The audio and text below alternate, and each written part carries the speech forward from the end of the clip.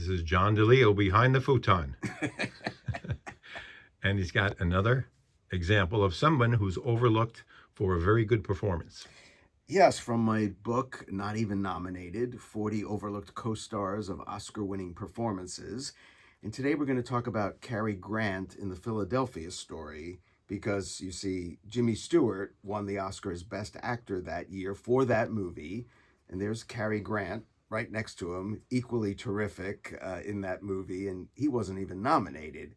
And you'd think what would have been more justified is to have nominated both of them, and of course they would have canceled each other out and Jimmy Stewart wouldn't have gotten an Oscar, but that would have seemed a more fair way to do it. In fact, Jimmy Stewart, supposedly not expecting he would get it for this movie, said he had actually voted for Henry Fonda in The Grapes of Wrath, thinking he would win.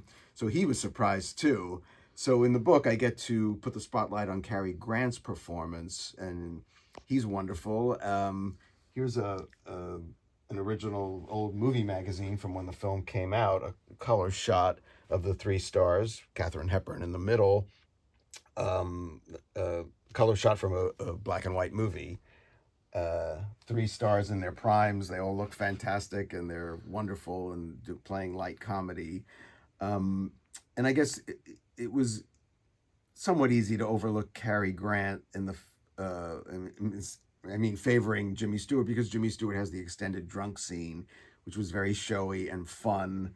And Grant is more subtle throughout, but they're both hilariously funny in this movie. They both get every laugh that's written into the script, and everyone in the movie is good.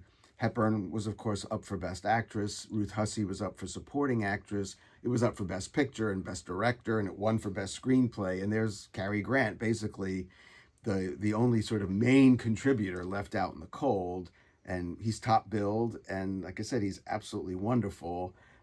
Yes, more understated, more wryly amusing, sarcastic, and if you love Cary Grant, chances are Philadelphia Story is one of your favorite Cary Grant performances. Did he ever really say Judy, Judy, Judy, or was that Yeah, just the impersonators? He there is a does? movie where the woman is Judy.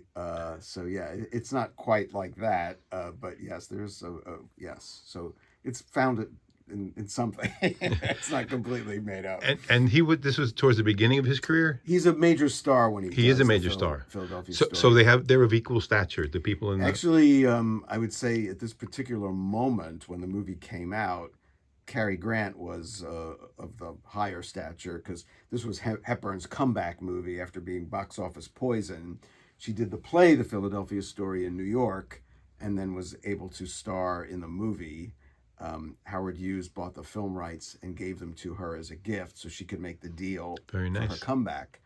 So she was in a shaky place while they were making it, like, will she be big again in Hollywood?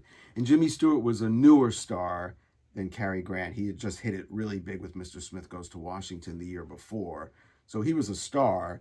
Grant had a couple of years on him, having established himself a little earlier, like in 1937 with The Awful Truth. So they were all still very young and, like I said, really in their primes. And when the movie came out, then they were all riding high because it was such a smash hit. And was he vindicated later with an award, or he was one Cary of the Grant? ones? Yes. He would be nominated twice for two dramas, Penny Serenade in 1941 and None But the Lonely Heart in 1944. But these aren't, in my estimation, among his finest hours. They're not the movies we talk about so much when we talk about Cary Grant. But the Academy honored him in those cases because he wasn't so-called being Cary Grant. He wasn't funny and charming and delightful. He was playing dramas. He did get an honorary Oscar a couple of years after he retired from the movies in 1966. Got the award in 1970.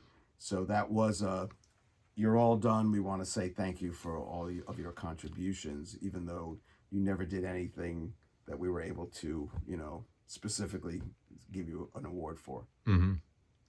So he was really more like how did he know he was all done? Like he said he retired, or he chose to, I think, because so much of his career was as a romantic leading man, and I think his most recent leading ladies of those last years were much younger women like Doris Day and Audrey Hepburn and Leslie Caron, And I think he wanted to get out before it was embarrassing. Hmm. That I can't believe he's still doing that. Now he was still pulling it off, and he was still in hit movies. So, but he wanted to say it was over and not have someone else say, Right. Beat them to the "Time to punch. hang it up for Yeah. Cary."